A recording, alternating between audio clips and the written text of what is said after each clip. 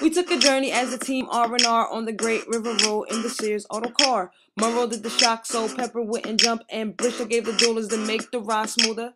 We did the cruising down the Great River Road with the camera and tape the stories unfold. Thanks to all the R&R supporters who followed us down the Great Road's waters.